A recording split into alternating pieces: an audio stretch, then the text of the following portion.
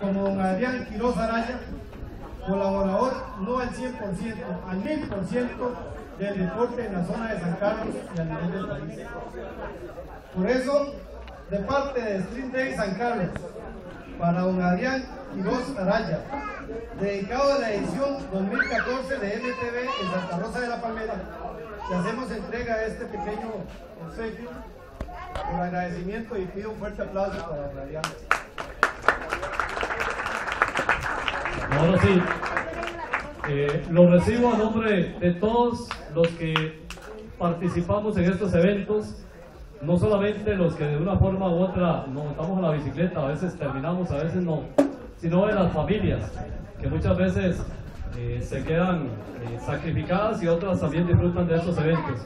Es una obligación de todo comunicador, Víctor, yo no he hecho nada especial y le estoy contando con el apoyo de los medios de comunicación que represento y tengamos muchos eventos más como este. Muchas gracias.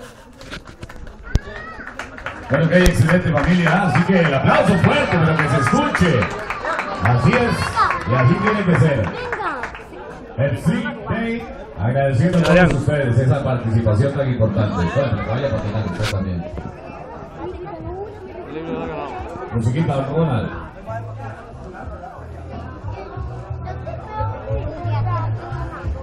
Vamos a ver, ¿quién más quiere ir a patinar?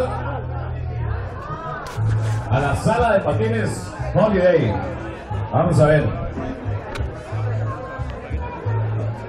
A ver, ¿dónde está? Ya. Ahí está. ¿Se quiere ir a patinar? Claro. Se ven ya.